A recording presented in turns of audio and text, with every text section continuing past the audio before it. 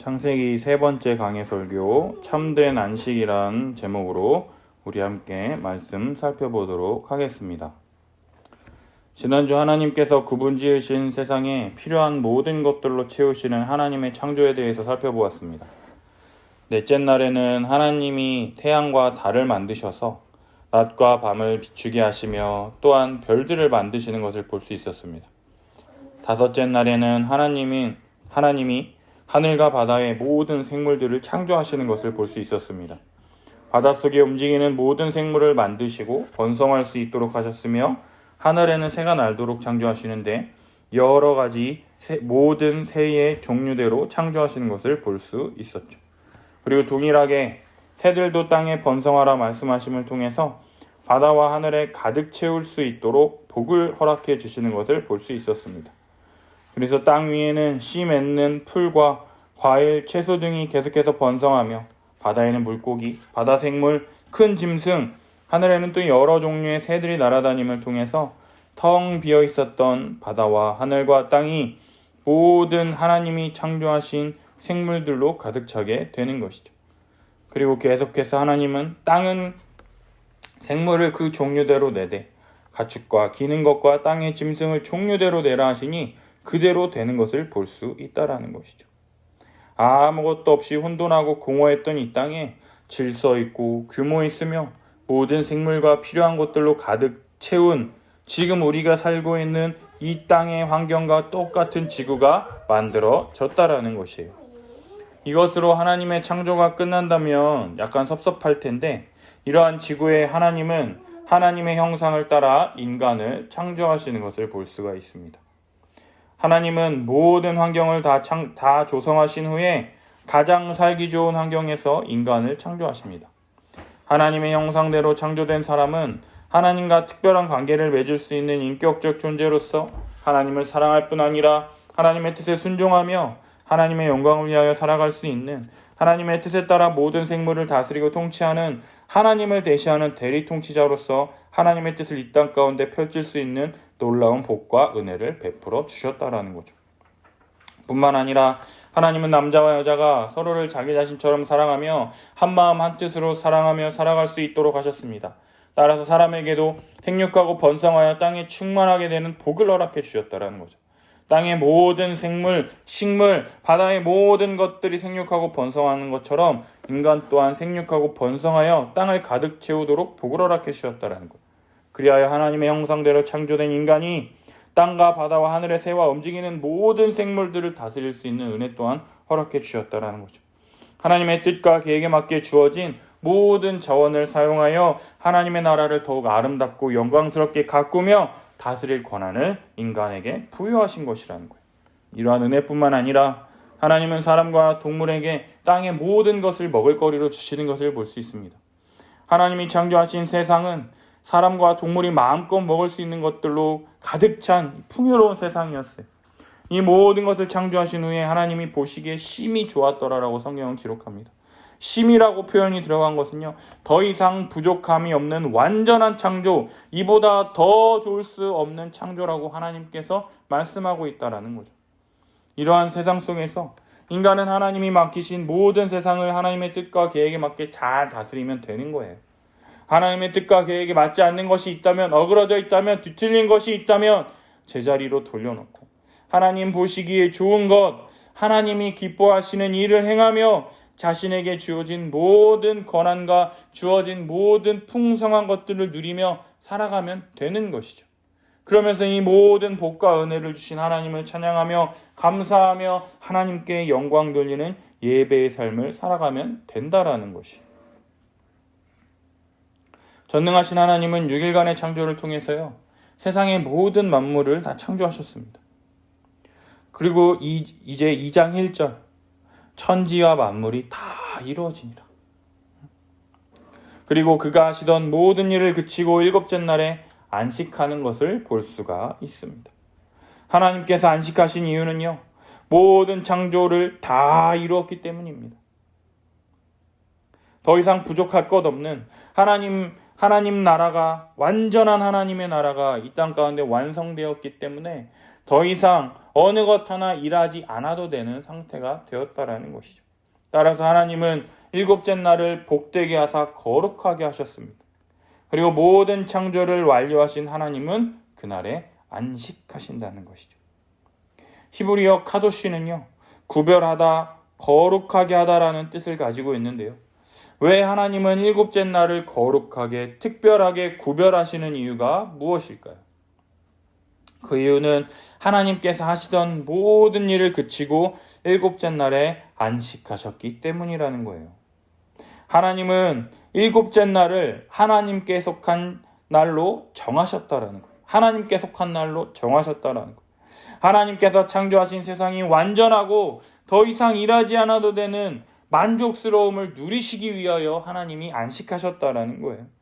전능하신 하나님께서 말씀으로 이 세상을 창조하셨기 때문에 하나님이 이거 만드느라 피곤해 죽겠다 하면서 쉬셨다라는 것이 아니라요. 인간을 창조하신 하나님의 창조 목적이 더욱더 드러난다라는 거예요. 하나님의 형상을 따라 창조된 인간이 하나님이 주신 사명, 생육하고 번성하여 땅에 충만하라, 땅을 정복하라, 바다의 물고기와 하늘의 새와 땅에 움직이는 모든 생물을 다스리라는 이 사명을 잘 감당하고 복주시고 거룩하게 구별하신 이 일곱째 날, 하나님이 안식하신 것처럼 하나님 안에서 참된 안식과 쉼을 누릴 뿐만 아니라 이 모든 복과 은혜를 허락하신 하나님을 예배하며 감사하며 찬양하는 것이 우리에게 주신 복이라는 것을 누리는 참된 의미의 안식일을 보낼 수 있도록 이 거룩한 날, 이 일곱째 날을 복되고 거룩하게 구별하셨다라는 거예요. 따라서 오늘날에도 하나님의 뜻에 순종하여 하나님이 창조하신 이 세상에 맡겨진 사명들을 잘 감당하고 일곱째 날, 거룩한 날 하나님께 나와 감사와 찬양으로 예배드리며 하나님의 은혜를 구하는 자는 하나님의 복을 누릴 수 있도록 은혜를 허락하여 주시는 것이죠. 따라서 우리가 주일에 함께 모여 예배드리며 하나님의 뜻에 다시금 순종하며 은혜를 구하는 것이죠. 이러한 예배의 의미를 알지 못한다면요, 그저 참석의 의의를 두는 버티는 예배가 될 뿐만 아니라 버티는 예배밖에 될 수 없다라는 것이죠. 이렇게 1장부터 2장 3절까지 하나님께서 세상을 창조하실 때 첫째 날부터 일곱째 날까지 시간 순서대로 하나님의 창조를 기술했다면 2장 4절부터는 사람 창조의 관점에서 하나님의 창조를 다시금 기술하는 것을 볼 수가 있는데요. 우리 4절을 보면 이것이 천지가 창조될 때에 하늘과 땅의 내력이니 여호와 하나님이 땅과 하늘을 만드시던 날에 여호와 하나님이 땅에 비를 내리지 아니하셨고 땅을 갈 사람도 없었으므로 들에는 초목이 아직 없었고 밭에는 채소가 나지 아니하였으며 안개만 땅에서 올라와 온 지면을 적셨더라. 여호와 하나님이 땅의 흙으로 사람을 지으시고 생기를 그 코에 불어넣으시니 사람이 생명이 되니라. 여호와 하나님이 땅과 하늘을 만드시던 날에 여호와 하나님이 땅에 비를 내리지 아니하셨습니다. 그 이유는 땅을 갈 사람도 없고 초목이 아직 없었고 밭에는 채소가 나지 않았으며 안개만 올라와 온 지면을 적셨다라고 기록합니다. 이러한 땅에서 인간이 땅을 갈고 생육하고 번성하여 땅을 다스리는 사명을 받은 자로서 하나님의 뜻에 합당하게 이 세상을 다스리기 위하여 하나님은 인간을 창조하시는 것이죠. 7절 여호와 하나님이 땅의 흙으로 사람을 지으시고 그 생기를 그 코에 불어넣으시니 사람이 생명이 되니라. 1장에서는요, 사람이 하나님의 형상대로 창조되었다라는 것을 강조했다면요, 2장에서는 땅의 흙으로 지으시고 생기를 그 코에 불어넣으신 하나님이 그 코에 생기를 불어넣으신 인간이 하나님이 지으신 하나의 피조물에 불과하다는 것을 대조적으로 이야기하고 있다는 거예요. 하나님이 사람의 코에 생기를 불어넣으신 것. 하나님이 공급해 주셔야지만 살아있는 영이 된다라는 것. 하나님과 교제를 통한 영적 생명이 공급되어야지만 살아있는 영으로서 인간에게 주어진 사명과 역할을 잘 감당할 수 있으나 하나님이 아무것도 공급해 주시지 않는다면 아무것도 할 수 없는 흙과 먼지에 불과한 연약한 존재가 바로 하나님이 창조한 사람이다라는 것을 우리가 알 수가 있다라는 것이죠. 8절을 보면 여호와 하나님이 동방의 에덴의 동산을 창설하시고 그 지으신 사람을 거기 두십니다. 여호와 하나님이 그 땅에서 보기에 아름답고 먹기에 좋은 나무가 나게 하시니 동산 가운데에는 생명나무와 선악을 알게 하는 나무도 있더라. 하나님께서 이 최초의 사람을 두시기 위한 특별한 장소 에덴을 창설하십니다. 에덴의 뜻은 기쁨과 행복이라는 뜻으로요.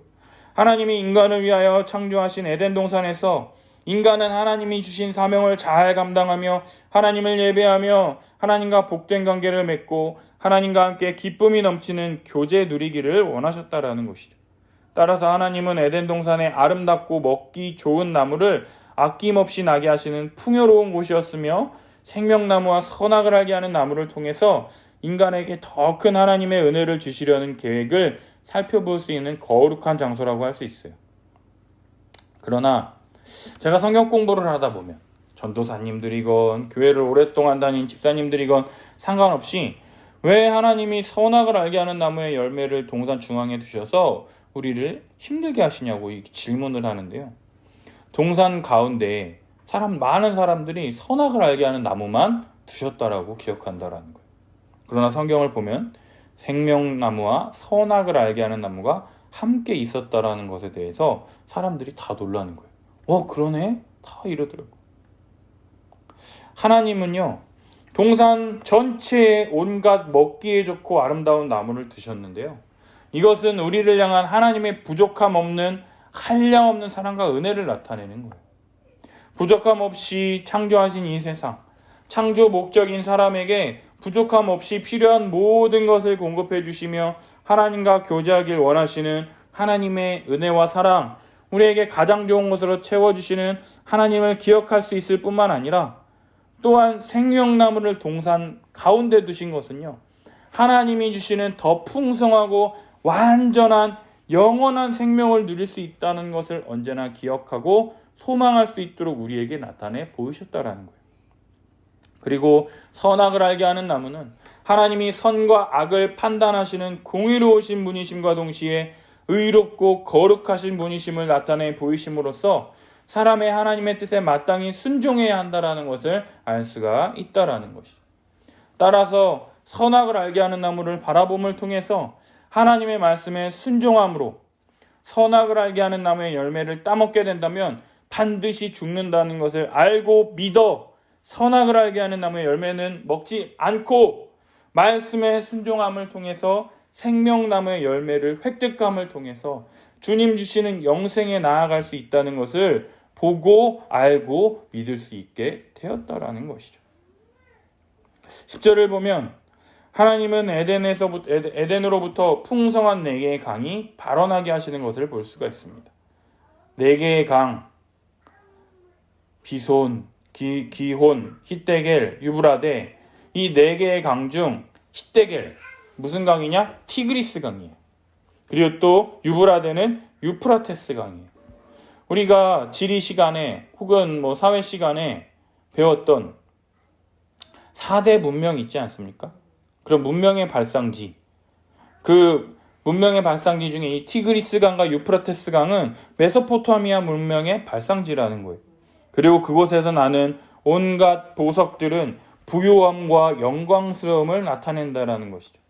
많은 학자들은 에덴을 하나님의 임재와 교제를 통해 안식을 누리는 성전임과 동시에 강의 이 기원 등을 통해서 에스겔과 계시록에 나타난 생명수의 강이 하나님의 성전에서 흐르는 은혜의 강물 개념과 오늘 본문이 연결되어 있다고 많이 이야기를 합니다. 따라서 성전은 하나님의 나라 천국이라고 할 수 있으며 에덴 동산은 하나님 나라뿐만 아니라 이 성전의 원형이기도 하다라는 거예요. 이러한 15절, 이러한 에덴 동산에 하나님이 사람을 이끌어 에덴 동산에 두어 그것을 경작하며 지키게 하시며 여호와 하나님이 그 사람에게 명하여 이르시되 동산 각종 나무의 열매는 내가 임의로 먹되 선악을 알게 하는 나무의 열매는 먹지 말라. 내가 먹는 날에는 반드시 죽으리라 말씀하신다라는 거예요. 하나님은 창조하신 에덴에 사람을 두셨을 뿐만 아니라 사람을 위해 하나님이 가장 좋은 것들로 채우셨다라는 거예요. 그러한 곳에 하나님은 사람에게 3가지를 명령하십니다. 첫째, 에덴 동산을 경작하고 지키라. 둘째, 동산 각종 나무의 열매는 내가 임의로 먹으라. 셋째, 선악을 알게 하는 나무의 열매는 먹지 말라. 이 3가지를 말씀하신다. 사람은 하나님이 창조하신 이 세계를 다스릴 책임을 부여받은 존재입니다. 그래서 에덴 동산을 경작하고 지키라는 명령을 받았어요. 에덴 동산뿐만 아니라 모든 땅을 경작하고 돌봐야 했습니다. 경작하다라는 이 히브리 말 아바드는요, 섬기다 혹은 돌보다라는 의미고요. 지키다라는 이 사마르는 보호하다라는 뜻이에요. 보호하다라는 뜻이 있어요. 인간이 이 땅을 어떻게 지키고 돌봐야 하는지는 5절과 6절을 보면은요, 땅을 갈 사람도 없었으므로 안개만 땅에서 올라와 지면을 적셨더라라는 이 말씀을 통해서 땅을 갈고 수로를 내어 초목과 채소를 잘 자라게 하는 것이 사람의 역할임과 동시에 15절을 통해서 땅을 경작하며 지키는 것, 하나님이 풍성하게 공급해 주시는 모든 나무의 열매들이 부족함이 없을지라도 아름답고 하나님의 뜻에 맞게 잘 가꾸는 것이 필요했다라는 거예요. 우리가 그 과수원에 사과가 열린다고 하더라도 그냥 사과가 다 이쁘게 나는 것 같잖아요. 그런데 사과가 나무 사이에 끼어가지고 자라는데 나무에 부딪히니까 상처가 나는 거예요. 그러면 그 사과는 상품성이 있을까요? 없을까요? 그죠?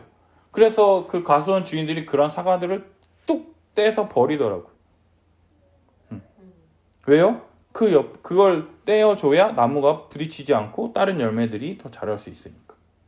그런 것처럼 이거 좀 안 이쁘다 해서 가지를 하나 툭 잘랐는데 그 가지를 자름을 통해서 다른 부분이 더 아름답고 하나님께 영광 돌릴 수 있는 그런 것들로 지키고 다스리는 그 사명을 잘 감당할 수 있다라는 것이죠. 그리고 19절, 20절을 통해서 각종 짐승, 가축, 나는 새와 모든 것들의 이름을 짓고 그들이 싸우고 똥 싸고 난장판을 만들면 잘 치우고 돌보도록 하는 일을 감당해야 했다는 것을 우리가 알 수가 있다라는 거예요. 돼지우리 한번 가보셨어요? 냄새나고 밥도 주고 똥도 치우고 또 싸우면은 또 이런 것들 이렇게 막 분리시키기도 하고 이러한 일들을 잘 해야 했다라는 것이죠. 그래서 이러한 사명을 잘 감당할 수 있도록요, 하나님은 사람에게 먹을 것을 충분히 공급하십니다. 따라서 동산 나무의 열매를 마음대로 먹을 수 있도록 허락하시는 것이죠. 그러나 단 하나 선악을 알게 하는 나무의 열매는 먹지 말라 말씀하시는 것을 볼 수 있어요. 먹는 날에는 반드시 죽으리라 선언하십니다. 많은 사람들이 이 본문을 근거로 왜 하나님이 선악을 알게 하는 나무의 열매를 만드셔서 왜 죄를 짓게 만드냐고 오히려 방귀 낀 놈이 성낸다고 화내는 것을 볼 수 있습니다. 그러나 하나님께서 선악을 알게 하는 나무의 열매를 먹지 말라고 하신 이유는 인간이 하나님이 만드신 피조물이라는 것을 기억하기 위하여 두신 장치라는 거예요. 인간은 하나님의 역할을 대신하는 대리통치자로서 하나님의 형상대로 창조되었으며 행동하는 모든 것이 하나님의 뜻을 위하는 자임과 동시에 하나님이 만드신 피조물에 불과하다라는 것을 기억해야만 했습니다. 따라서 하나님이 주시는 참된 안식을 누리려면 하나님을 창조주와 통치자 주님으로 인정하고 순종함으로 예배해야만 하는 것이죠. 더 나아가 피조물인 사람은 오직 창조주 하나님 안에 있을 때에만 생명을 보존할 수 있고 참된 안식을 누릴 수 있기 때문이라는 것이죠. 사랑하는 여러분, 7째 날에 안식하신 하나님과 에덴 동산을 창설하시어 인간에게 맡기시며 필요한 모든 것을 공급하시며 이 3가지 명령을 통해서 하나님이 깨닫게 하시는 것이 무엇이냐면 참된 안식을 주시려 하신다라는 거예요. 그렇다면 여러분이 생각하는 참된 안식이란 무엇이라고 생각하십니까?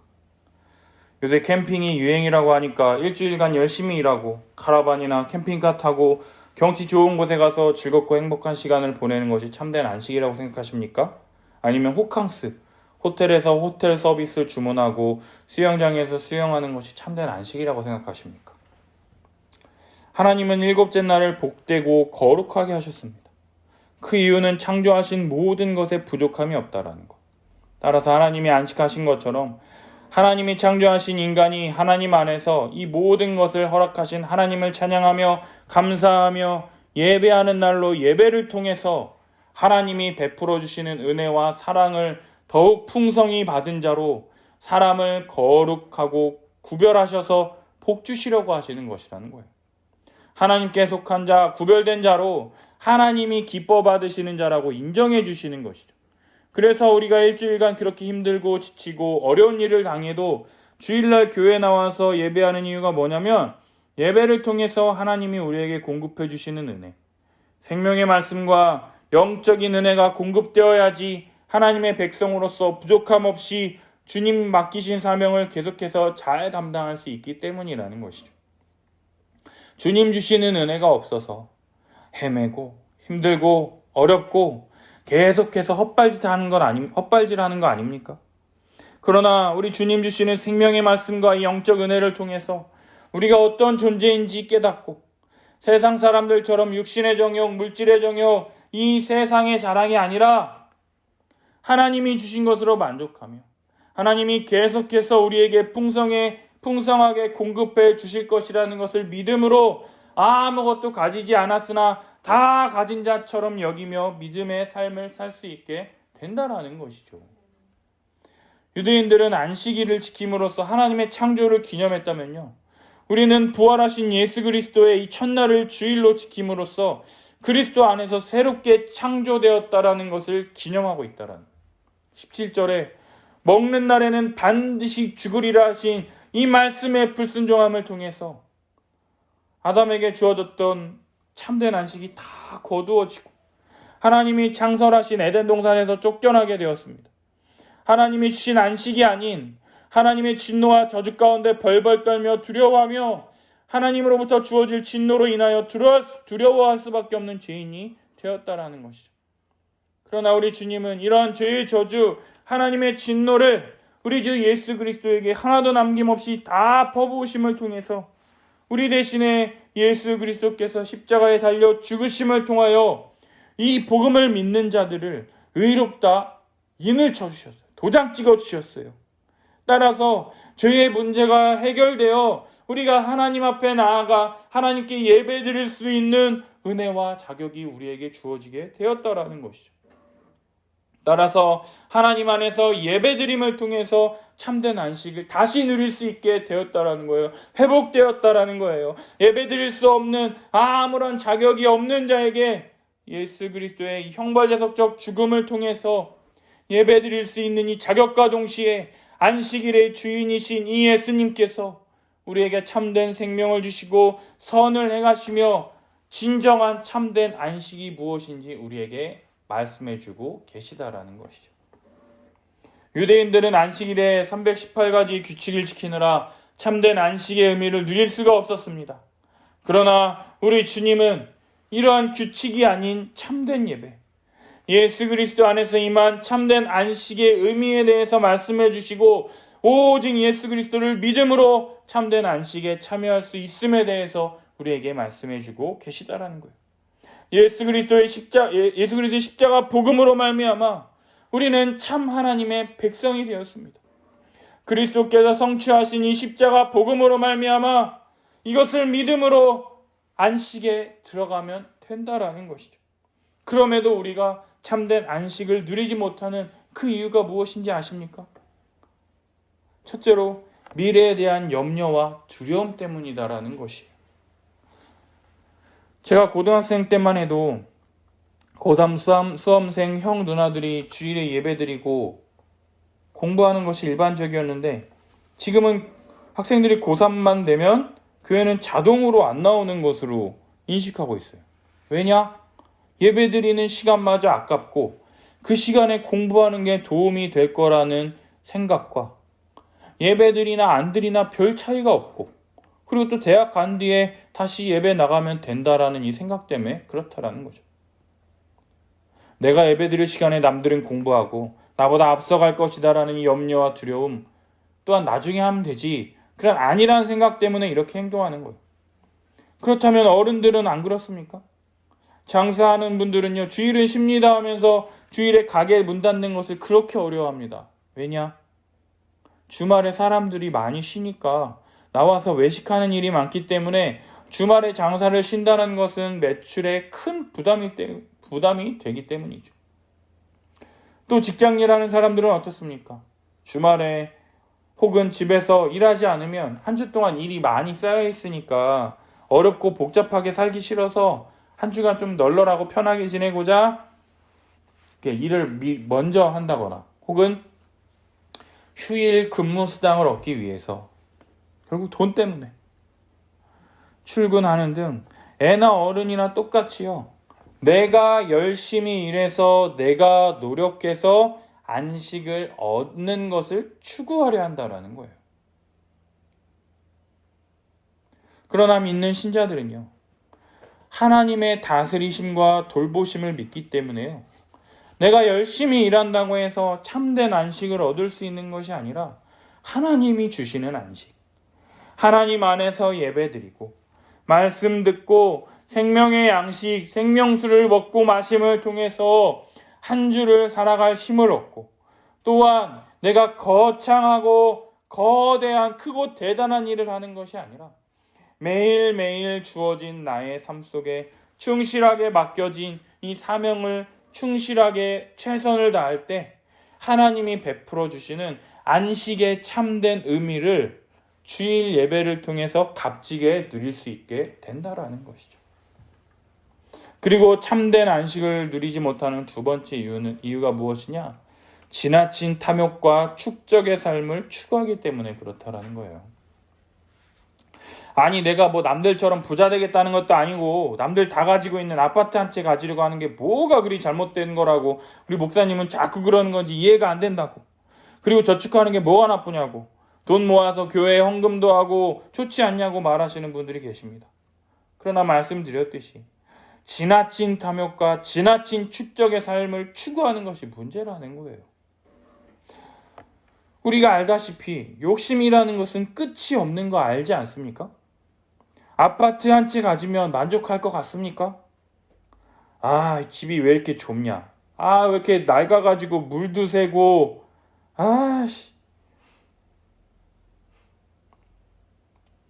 좀 더 큰 데로 옮기자.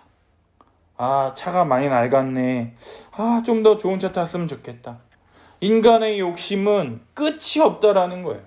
따라서 지나친 탐욕과 축적의 삶을 절제하게 될 때 우리 주변의 이웃들과 도움이 필요한 사람들이 우리 눈에 보이게 될 것이다라는 거예요.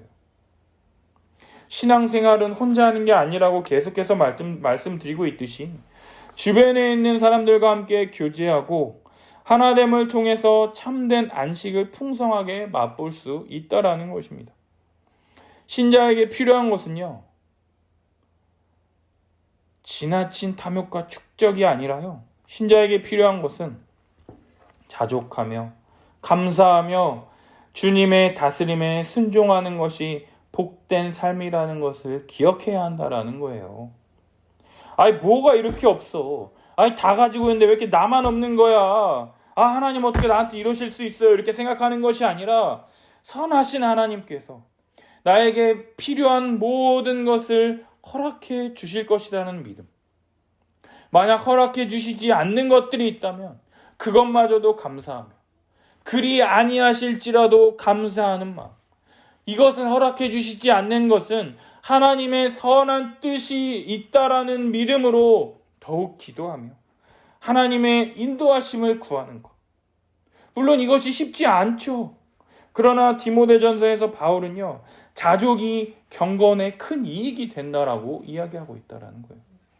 부족한 것을 하나님께 간구하고 이 부족함으로 인해서 우리의 필요를 채우시며 도우시는 하나님을 더욱 의지하고 붙잡는 원동력이 되기 때문이다라는 것이죠. 사랑하는 여러분, 예수 그리스도를 믿음으로 참된 하나님의 백성된 우리들에게 참된 안식을 가져다주는 중요한 통로가 바로 이 예배라는 거예요. 우리가 드리는 이 예배는요, 우리의 시간과 이 공간, 이 장소와 이 물질, 이 헌물, 헌금 등 영원하신 하나님의 은혜를 우리 마음에 새기는 귀한 시간이다라는 거예요. 이 예배를 통해서 영원하신 하나님이 우리와 함께 교제함으로 하나님이 베풀어 주시는 은혜가 없이는 유한한 삶을 살 수밖에 없는 우리의 존재와 삶이 영원한 하나님이 주시는 복과 안식을 소망하며 살도록 우리에게 은혜를 베풀어 주시는 것이라는 거예요.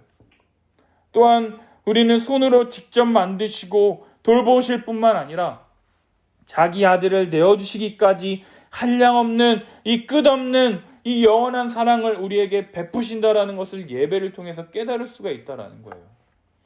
매주 선포되어지는 이 말씀을 통해서요, 이 은혜와 이 사랑이 우리에게 깊숙이 각인되며 그리스도 안에서 주어진 안식이 흔들리거나 빼앗길 수 없다라는 것을 우리가 붙잡게 된다라는 거죠. 그러나 예배를 한 주 빠지다 보면 이러한 생각과 믿음이 연약해지고 계속해서 흔들리게 된다라는 거예요. 따라서 교회에서 가장 중요하게 생각해야 할 것이 무엇이냐? 예배 한 주 빠지는 걸 뭐 그리 대단하게 생각해? 이게 아니라요. 그 한 주간의 예배를 통해서 교회에서 가르치는 이 가르침에 대해서, 이 배움에 대해서 이 지식의 차이, 갭이 생기는 것이 가장 큰 문제라는 거예요. 제가 중등부 사역하면서 느낀 게 뭐냐? 한 주 예배에 빠짐없이 가르침을 듣고 자라간 학생들과 예배 항상 20분, 30분 늦게 와서 그냥 앉아있다가 축도 마치자마자 공과 공부도 없이 집으로 돌아가는 학생들을 바라보면 어떤 차이가 있느냐? 지식의 차이, 믿음의 차이, 삶의 차이가 벌어지게 된다라는 것이었어요. 대부분의 어른들의 생각이 뭐냐? 그냥 중고등학생 때는 믿음 잃지 않도록 교회 재미있게만 다니면 된다, 그런 말씀을 하시는 분들이 많이 계셨습니다. 그러나 저는요, 중고등부 학생들도 동일하게 말씀의 은혜를 받아야 된다고 생각했다라는 거죠. 그래야 참된 믿음으로 교회를 다닐 수 있기 때문이다라는 거죠. 2차 방정식을 모르는데 어떻게 2차 함수를 풀 수 있으며 2차 함수를 모르는데 어떻게 미분과 적분을 풀 수가 있겠냐라는 거예요. 대부분의 학생들, 어른들도 마찬가지로요, 자기들은 복음에 대해서 다 안다라고 생각하는데 알긴 뭘 아냐라는 거예요. 예수님이 우리 죄 위하여 십자가에 죽으셨습니다. 난 그것을 믿습니다. 이렇게 말하고 아무 말 못하는 게 우리의 신앙입니까? 창세기부터 계시록까지 하나님께서 우리에게 말씀해 주시려는 은혜가 간단하게 한 문장으로 끝난다면 한 줄로 끝나면 되지 왜 저런 두꺼운 성경책을 우리에게 주셨냐고요.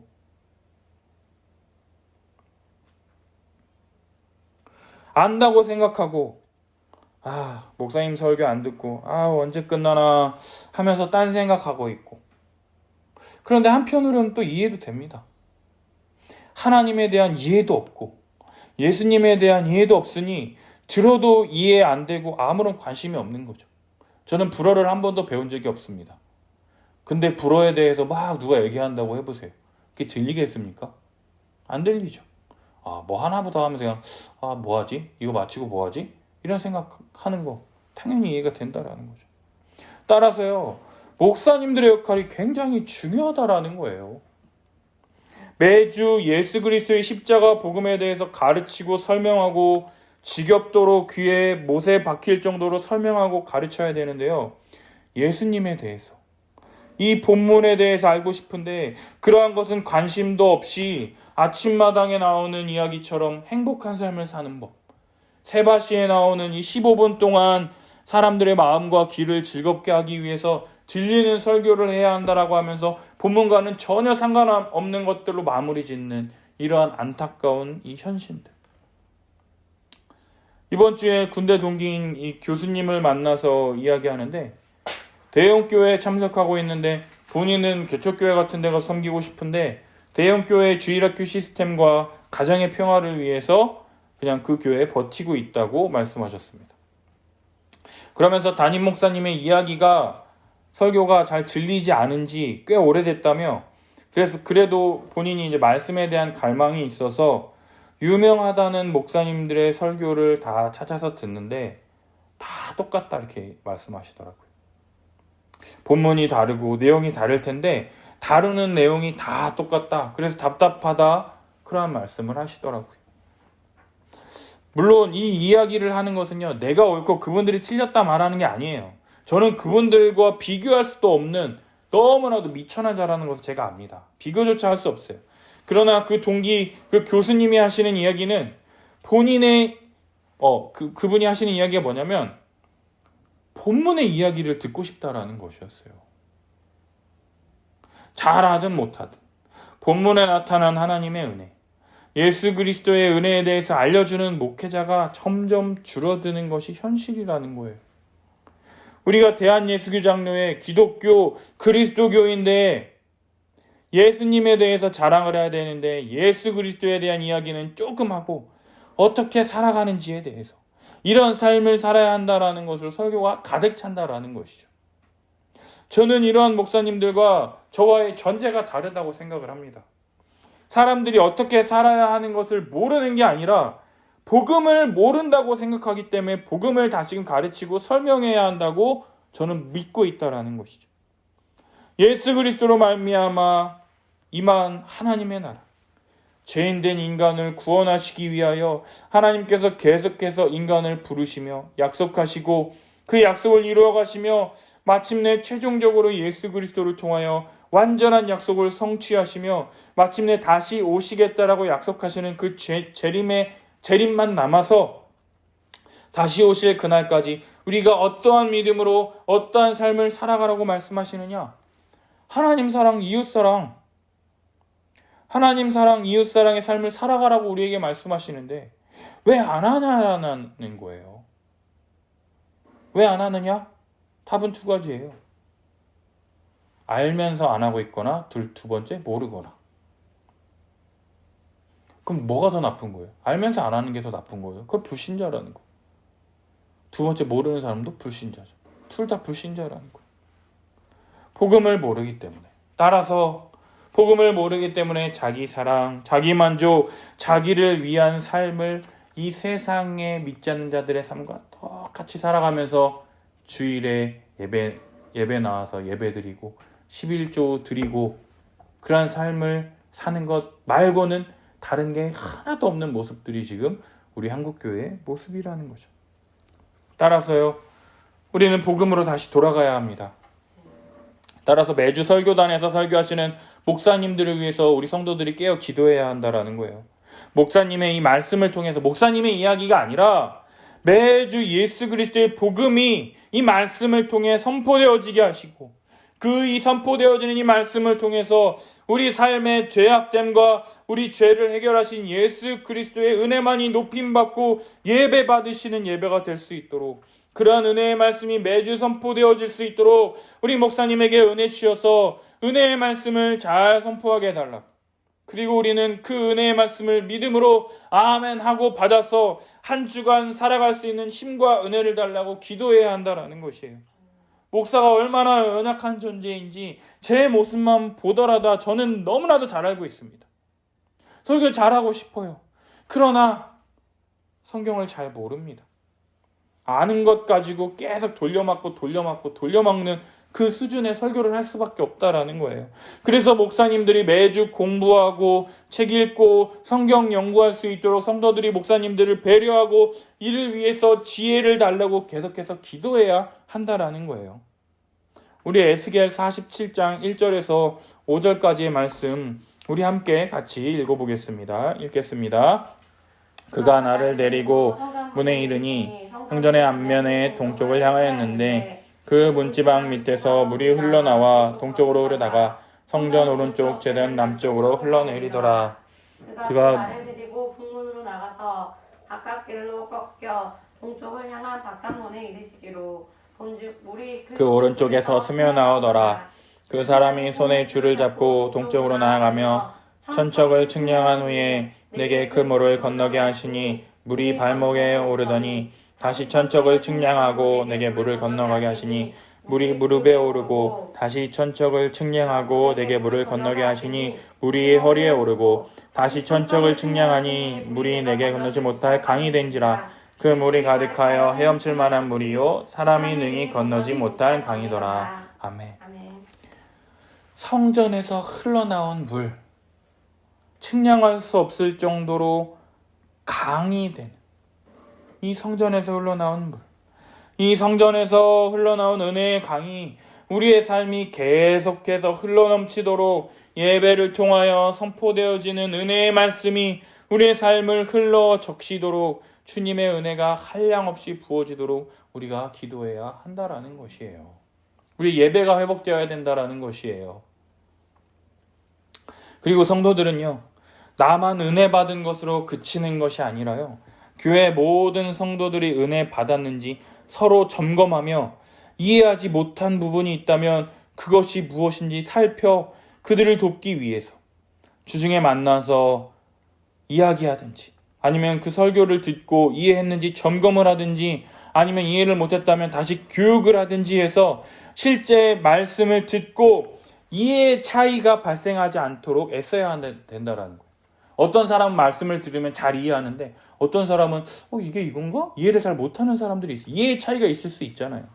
그래서 그 차이가 처음에는 괜찮은데 점점 쌓이면 어마어마한 차이로, 신앙의 차이로 발전한다라는 거예요. 그래서 이러한 차이가 벌어지지 않도록 모든 성도들이 진리 안에서 하나가 되기 위해서 애써야 한다라는 거예요. 나는 이해했으니 나만 잘하면 되고 쟤는 하나님이 알아서 하실 거야 이렇게 생각하고 넘기는 것은 교회에 대해서 너무나도 모르고 무책임한 행동이라는 거예요. 다음 주에 살펴보겠지만 주님은 아담이 독처하는 것이 좋지 않다고 생각하셔서 돕는 배필을 지으셨습니다. 따라서 우리는 돕는 배필로서 옆의 지체들을 돕고 섬기는 의무를 지닌 자들이에요. 따라서 나 혼자 은혜 받았다고 나만 좋아하는 것은 교회의 기억자도 모르는 사람이라는 거예요. 따라서 은혜되는 설교, 감동을 주는 설교를 많이 하면 성도들이 많이 모일지 모르겠어요. 그러나 우리 함께하는 교회는 성도를 많이 모으는 것이 목적이 아니라 확실한 성도, 복음을 아는 성도, 믿는 성도, 예수 그리스도를 믿음으로 구원의 은혜를 아는 성도를 만드는 것이 우리의 목적임을 기억해야 한다라는 것이죠. 따라서 왜 예배드리며 왜 11조를 해야 하는지, 그 의미와 역할은 뭔지 차근차근 오래 걸린다 할지라도 하나씩 실천하며 나가야 한다라는 거예요. 하나님을 아는 것과 믿는 일에 하나 되기 위해 애쓰며 노력하며 힘쓰는 우리 함께하는 교회가 되었으면 좋겠다라는 거죠. 이제 설교를 마치려 합니다. 주님 주시는 참된 안식은 예배를 통한 우리 가운데 함께 임재하시는 이 하나님의 말씀의 은혜를 통해서 맛보고 누림과 동시에 성도의 교제와 사랑의 섬김을 통한 영원한 안식의 본질을 맛보는 것이 바로 주님 주시는 참된 안식이라는 것이에요. 따라서 우리 한 주 동안 우리에게 참된 안식을 주시는 하나님, 오늘 말씀을 통해서 우리에게 주신 참된 안식이 무엇인지를 곱씹으며 다른 사람을 돕고 섬기며 사랑할 수 있는 한 주간의 삶이 되게 해달라고 함께 은혜를 구하며 기도하며 나아갔으면 좋겠습니다. 우리 함께 기도했으면 좋겠어요. 주님께서 지으신 모든 것을 마치시고 안식하셨던 것처럼요, 우리들도 주님이 안식하신 것처럼 참된 안식을 누리게 하여 주시옵소서. 염려하고 두려워하는 것이 아니라 하나님이 돌보시고 지키시는 것을 이 믿음을 갖게 하여 주시고, 탐욕과 축적하려는 마음이 아니라 내 옆에 있는 지체들과 함께 나누고 섬기는 삶이 복되다는 것을 알고 믿으며 순종할 수 있는 우리가 되게 하여 주시옵소서. 두 번째로, 이 예배를 통하여 하나님의 참된 안식이 우리에게 주어진다라는 것을 믿고 주일 예배를 귀히 여기며 말씀 선포하시는 이 목사님을 위해서, 한국교회를 위해서 우리 함께 기도했으면 좋겠어요. 예수 십자가 복음이 선포되어지며 헌신과 섬김의 이 십자가가 회복되어지는 이 한국교회 되게 해달라고 기도했으면 좋겠어요. 자기를 부인하고 자기 십자가를 지고 나를 따르라는 주님의 가르침을 믿고 따르는 한국교회가 되도록, 다시금 복음대로 믿음대로 살아가는 성도들이 넘쳐날 수 있도록 이 한국교회가 될 수 있도록 함께 기도했으면 좋겠어요. 따라서 이 강단에 선포되어지는 이 은혜의 말씀이 흘러넘쳐서 우리 삶에 긍정적인 영향을 미치도록, 부족함이 없이 넉넉하게 채우시는 주님의 은혜를 경험하는 이 성도들의 삶이 될 수 있도록, 그리하여 우리에게 맡기신 이 삶을 경작하고 지키는 삶을 더 잘 감당할 수 있는 우리 성도들이 될 수 있게 해달라고 우리 함께 주여 외치고 함께 기도했으면 좋겠습니다. 기도하겠습니다. 주여